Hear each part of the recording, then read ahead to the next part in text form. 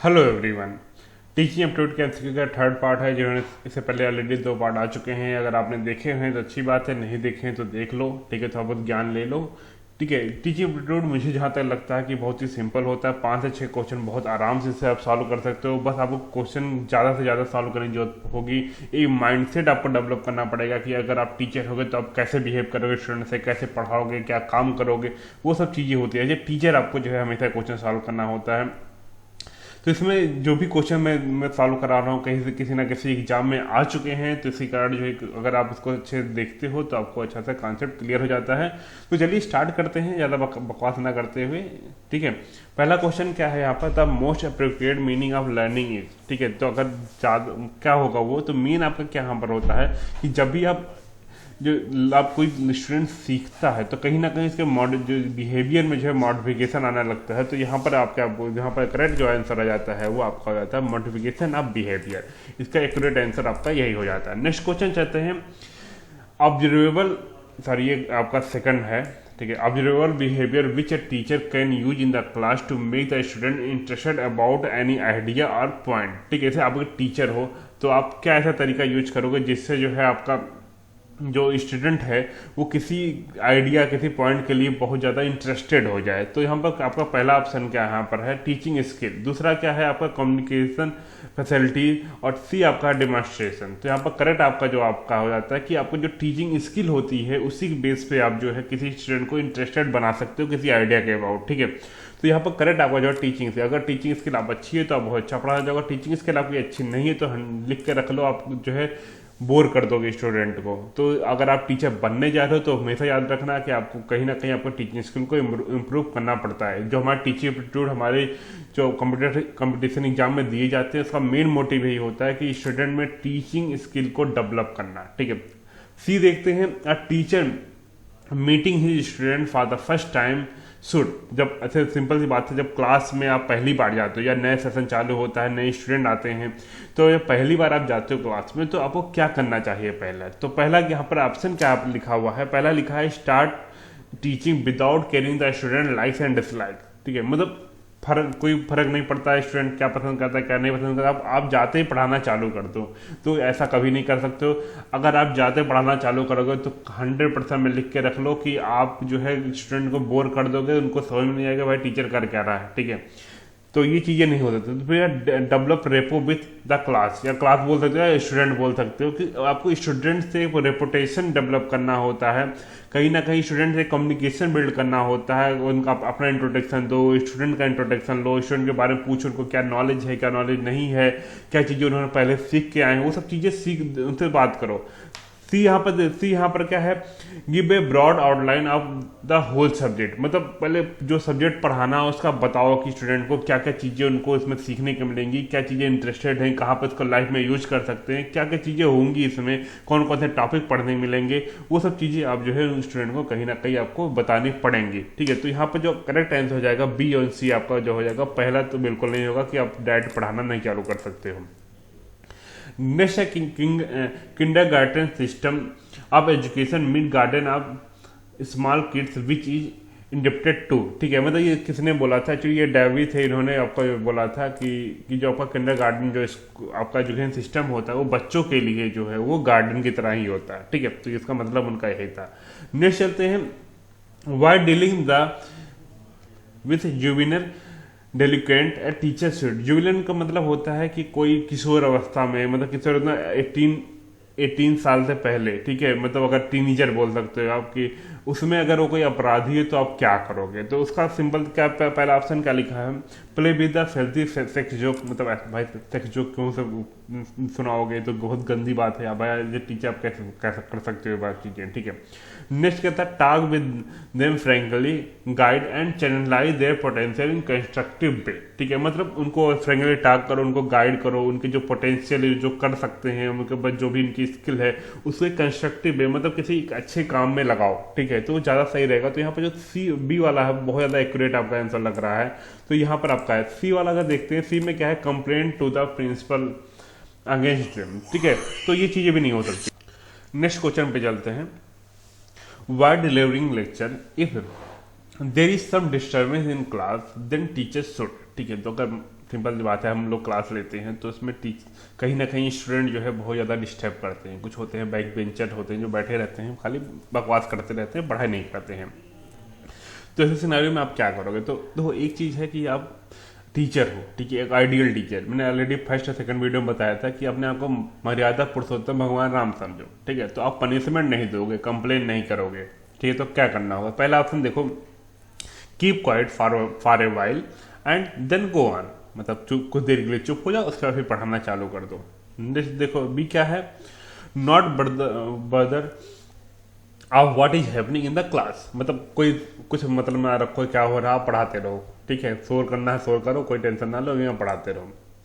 Punish those causing disturbance, मतलब उनको punish कर दो जो डिस्टर्बेंस दे रहे हैं, कर रहे हैं, ठीक है।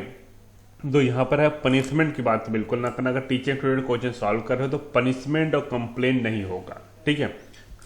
यहाँ पर क्या है, ये भी नहीं कर सकते कि आप कोई मतलब न रखो, अपना काम करते रहो, ये भी नहीं हो सकता। तो यहाँ पर जो करेक्ट आंसर आपका क्या हो जाएगा कि आप कुछ देर के लिए चुप हो जाओ, चुप होने के बाद फिर इसके बाद जो है आप पढ़ाना चालू कर दो। तो ये ज़्यादा एक्यूरेट वे होता है कि टीचर स्टूडेंट भी समझ जाते हैं कि हाँ टीचर जो है फॉर्म में आ गए हैं, गुस्से में आ गए हैं, तो आप सब शांत हो जाते हैं, तो वो लोग ऑटोमेटिक शांत हो जाएंगे। अगर आप शांत हो जाओगे, कुछ देर के लिए सीरियस हो जाओगे तो शांत हो जाएंगे, ठीक। 7th क्वेश्चन है, in a final analysis teacher must be thought of mainly as a process of, ठीक है। तो टीचिंग क्या है फाइनली जो है, अगर देखा जाए तो क्या लिखा है, आस्किंग क्वेश्चन है इवैल्यूएटिंग द लर्निंग, ठीक है। नहीं, ऐसा कुछ नहीं होगा, क्वेश्चन पूछना इवैल्यूएट करना लर्निंग को, ऐसा कुछ नहीं होगा। Directing the activity of the student, ठीक है। हाँ, ये बिल्कुल करेक्ट आंसर हो जाएगा कि आप किसी स्टूडेंट को जो है उसकी एक्टिविटी को डायरेक्ट करते हो, उसको सिखाते हो, उसको सही करते हो, तो यही मेन यहाँ पर होता है, ठीक है। A teacher respect to do all except, ठीक है। मतलब टीचर क्या करना चाहिए, किसको छोड़ो, मतलब सिंपल सी बात है, तो आप सब कर सकते हो, नहीं ये चीज़ें नहीं कर सकते। क्या नहीं कर सकते हो? पहला देखो, पार्टिसिपेशन इन कम्युनिटी एक्टिविटी कर सकते हो, कोई दिक्कत नहीं। कहीं जगराता हो रहा, जाके पार्टिसिपेट कर लो, कोई दिक्कत नहीं है उसमें, ठीक है। कोई भी कम्युनिटी एक्टिविटी हो रही है, पार्टिसिपेट करो, कोई दिक्कत नहीं। Help student to solve their problem, बिल्कुल कोई बात नहीं भाई, आप टीचर हो तो स्टूडेंट की प्रॉब्लम नहीं सॉल्व करो तो करोगे क्या, ठीक है। Next, taking interest in politics, तो पॉलिटिक्स में आपको इंटरेस्ट नहीं जगाना, बस यही मेन यहाँ पंगा है, ठीक है। यही आपको नहीं, sponsor clubs and their other school affairs, ये कर सकते हो, कोई दिक्कत नहीं है। लेकिन यहाँ पर आपका पॉलिटिक्स में जो है आपका इंटरेस्ट नहीं जगना चाहिए, मेन आपका वहाँ पर है, ठीक है। 9 चलते हैं आपका, before starting instruction at teacher should, अगर आपको कोई भी इंस्ट्रक्शन मतलब होता है कि आपको नई क्लास आपको चालू करनी है या नया सेशन चालू करना है, तो आपको क्या करना चाहिए? मतलब नया चैप्टर चालू करना, नया यूनिट चालू करना, तो आपको क्या करना चाहिए? तो यहाँ पर आपके क्या है, knowing the existing knowledge of his student and their background knowledge, ठीक है। मतलब पहले स्टूडेंट का जो है आपका जो क्या पहले से उनको आता है, ठीक है, या उनका बैकग्राउंड नॉलेज क्या है, वो सब चीज़ें बारे में हमको नॉलेज होना चाहिए, ठीक है। जैसे हम सिंपल बात से सपोर्टेड, हम कोई किसी को जो है कोई मैथ पढ़ाने जा रहे हैं, तो उनको अगर एलजेब्रा नहीं आता तो हम कैलकुलस कैसे पढ़ा पाएंगे, ठीक है। तो हम सब बेसिक चीज़ें हमको बतानी पड़ेंगी उनको, यही है। नेक्स्ट है, be aware of environmental variable acting on the mind of student, मतलब इन्वायरमेंटल वेरिएबल का मतलब होता है स्टूडेंट का माइंड सेट क्या है, वो क्या सोचता है, ठीक है, पढ़ने का तरीका क्या है उसका, मतलब वो सब चीज़ें जो है आपकी जो है वो स्टूडेंट के माइंड में क्या क्या चलती हैं, उस चीज़ के बारे में आपको इन्फॉर्मेशन होनी चाहिए।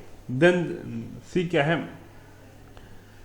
B competent enough to arouse the curiosity of his student, ठीक है। मतलब आपको स्टूडेंट का जो है, ठीक है, उसकी क्यूरियोसिटी को बढ़ाने के लिए कहीं ना कहीं आपको कुछ ना कुछ मेहनत करनी पड़ेगी। तो अभी सी बात है, कोई अगर टॉपिक पढ़ाने जा रहे हो तो कहीं ना कहीं आपको उसकी क्यूरियोसिटी बढ़ानी पड़ेगी। कैसे बढ़ा सकते हो? उसके लिए आप क्या करते हो, जो सब्जेक्ट है उसका ओवरव्यू दो, ठीक है, ओवरव्यू दे सकते हो, या तो ऐसा कर सकते हो कि आप जो उसमें बताओ कि इसको आगे लाइफ में कहाँ यूज कर सकते हो। जो मैं एक सिंपल सा क्वेश्चन पूछ रहा हूँ, 100% मैं कह रहा हूँ कि मोर देन 90% स्टूडेंट ऐसे रहेंगे जो इसका क्वेश्चन का आंसर नहीं जानते। अगर आप मैथ के स्टूडेंट हो तो आप मुझे केवल इतना मुझे बता दो कि सेट थ्योरी जो हमने पढ़ा, मैट्रिक्स पढ़ा, कैलकुलस पढ़ा, वेक्टर पढ़ा, डिटर्मिनेंट पढ़ा, जो भी चीज़ें हमने मैथ में पढ़ी उसका यूज क्या था, क्यों आपने 12th में वो चीज़ें पढ़ी, क्या यूज ऐसा था कि आपको पढ़ाया गया, क्योंकि भाई कोई यूज होगा तभी तो पढ़ाएगा, यूज बता दो मुझे। इंग्लिश पढ़ रहे हो, इंग्लिश में चीज़ें पढ़ो, एक्टिव पैसिव पढ़ रहे हो, डायरेक्ट इनडायरेक्ट पढ़ो। एक्टिव अगर था तो पैसिव का क्या यूज आ गया, डायरेक्ट था तो इनडायरेक्ट क्यों यूज, दोनों का यूज क्यों होता है, क्यों हम यूज करते हैं। तो ये चीज़ें अगर मुझे आपको मालूम है प्लीज़ कमेंट बॉक्स में मुझे बताओ। मैं बहुत सारे स्टूडेंट से पूछ चुका हूँ, किसी को नहीं मालूम होता ये, ठीक है, कोई नहीं मुझे ढंग से आंसर दे पाता है चीज़ों का, लेकिन सब पढ़े सब होते हैं सब। अभी मैं क्वेश्चन दे दूंगा आप सॉल्व भी कर ले जाओगे, लेकिन आप अगर आपको यूज नहीं मालूम होगा, ये हमारी टीचिंग स्किल है, ठीक है। नेक्स्ट चलते हैं। जॉन लॉक फ्रेज आप टेबुला रासा मीन्स, टेबुला रासा में यहाँ पर सिंपल सा मतलब होता है, ठीक है। सॉरी फॉर डिस्टर्बेंस, फोन आ गया था मेरा। तो यहाँ पर इसका जो करेक्ट आंसर हो जाएगा, तो mind it self is a result of the process of evolution, इसका करेक्ट आंसर आपका यही हो जाएगा, ठीक है। नेक्स्ट चलते हैं 11 क्वेश्चन पूरा। TV is superior to radio as teaching aid because it, ठीक है। तो रेडियो में क्या होता है, हम केवल वॉइस सुन सकते हैं तो उतना अच्छा नहीं होता है। टीवी में क्या होता है, वॉइस के साथ हम जो है उसको देख सकते हैं, वीडियो देख सकते हैं, मतलब हेयरिंग एंड विजन सेंस जो होता है दोनों साथ काम करता है, जिससे जो होता है हमारा जो लर्निंग कैपेसिटी होती है वो बहुत अच्छी हो जाती है। तो यहाँ पर क्या लिखा है, पहला ऑप्शन क्या है, इज कॉस्टली, ऐसा नहीं कॉस्टली इसका अच्छा है, इसकी कोई मतलब नहीं होता है। यहाँ पर लिखा है invite to sense hearing and vision simultaneously lead to more accurate form of learning, तो इसका करेक्ट आंसर आपका यही हो जाएगा, ठीक है। नेक्स्ट चलते हैं आपका यहाँ पर, on which of the following statement there is a consequence among educator, ठीक है। द एडुकेटर मतलब टीचर्स के बीच में कंसिक्वेंस क्या है, तो देखते हैं। पहला क्या है, disciplinary action should be send to the principal only when other means have failed, ठीक है। इसका मतलब क्या हुआ कि जो डिसिप्लिनरी एक्शन मतलब जैसे जो भी आपका बदमाशी हो रही है, जो भी कुछ हो रहा है, अगर टीचर द्वारा हैंडल नहीं हो पा रहा है, टीचर सारा सब कुछ वही तो साम दाम दंड भाई सब कुछ अप्लाई कर लिया है, लेकिन तब भी हैंडल नहीं हो पा रहा है, नहीं सही हो पा रहे हैं स्टूडेंट, उनको गाइड कर लिया, उनको सब कुछ कर लिया, तो लास्ट ऑप्शन बचता है कि भैया प्रिंसिपल के पास भेज दो, ठीक है। लेकिन सबसे पहले यहाँ पर क्या है, ओनली व्हेन अदर मीन है फेल्ड, ठीक है। सब कुछ फेल हो चुका है आपका, सब कुछ जो आपने ट्राई किया, तब आप प्रिंसिपल का भेजना है। बी देखो, disciplinary case should never be send to the principal office, ठीक है। ऐसा नहीं कि कभी सेंड नहीं कर सकते, लेकिन अगर कर सकते हो कोई टेंशन नहीं है, ठीक है। लेकिन सब कुछ ट्राई खुद से ट्राई करना है, ठीक है। तो सबसे पहले खुद से ट्राई करोगे, अगर आपसे हो जाता तो ठीक है, जो आप टीचर हो तो आप ही भगवान हो, ठीक है, आप ही से ट्राई करना है, ठीक है, याद रखना। Disciplinary case should be totally neglected in the class, मतलब नेग्लेक्ट कर दोगे भैया तो जो कर रहा है ना, बदमाशी कर रहा हो करता रहेगा, तो इससे नहीं, आपको यहाँ पर जो करेक्ट आंसर हो जाएगा वो आपका ए वाला हो जाएगा, तो ए को टिक लगा देने का। नेक्स्ट चलते हैं, the functions of a teacher is in the order of, ठीक है। क्या फंक्शन होंगे, तो क्या पहला क्या है, guide the child, helping him towards progress and evolution, तो ये बिल्कुल सही है, ठीक है। किसी स्टूडेंट को गाइड करना, उनको हेल्प करना उनके प्रोग्रेस में, ठीक है, तो सही चीज़ है, सही है, बिल्कुल सही है। Checking homework, guide him and assign for the task, यही बात है कि आप होमवर्क दो तो फिर चेक करो, उसको गाइड करो, फिर उसको फिर से आगे का क्या काम करना वो दे दो, तो भी सही है। तो यहाँ बहुत लगा सकते हो कि बहुत जो है करेक्ट आंसर है, मतलब ए एंड बी वो जो है वो करेक्ट आंसर है। तो यहाँ पर लास्ट चलते हैं 14 क्वेश्चन के ऊपर। 14 क्वेश्चन क्या है, in order to develop rapport with the student you should, आप एक टीचर हो, अगर आप स्टूडेंट के बीच में अगर रेपो डेवलप करना है तो क्या होता है, पहला क्या गाइड देम, हाँ बिल्कुल वो गाइड करना उनको, ठीक है। Behave them in a democratic वे, ठीक है। डेमोक्रेटिक का वे का मतलब होता है कि सब में समानता रखनी है, ऐसा नहीं होगा कि आप कोई स्टूडेंट आपसे बहुत अच्छा रिलेशनशिप रखता है तो आप उसको मोर इम्पोर्टेंट ज़्यादा इंपॉर्टेंट दोगे, ज़्यादा नंबर दे दोगे, ऐसा नहीं होगा कि आप परफॉर्म, जब भी आपको अगर कोई अवार्ड देना है तो हमें तो परफॉर्मेंस बेस ही देना है आपको, ठीक है। नेक्स्ट देखो, सी क्या है आपका, हैव कम्युनिकेटिंग एबिलिटी, अभी से बात है कम्युनिकेटिंग एबिलिटी भी आपकी होनी चाहिए, क्योंकि आप जो टीचर हो तो कहीं ना कहीं जरूरत पड़ती है। तो यहाँ पर आपका जो डी वाला आंसर है वो लगा देने का, ये आपका सही आंसर है। तो अगर इस वीडियो में आपको कुछ भी ज्ञान मिला, कुछ भी समझ में आया, तो वीडियो को लाइक करें, चैनल को सब्सक्राइब करके रखें। अगर अच्छा लग रहा है तो आगे जल्दी मैं 4th पार्ट लेके आऊँगा, तो उसको भी आप जल्दी देखेंगे। तो मिलते हैं नेक्स्ट वीडियो में, तब तक के लिए टाटा बाय बाय।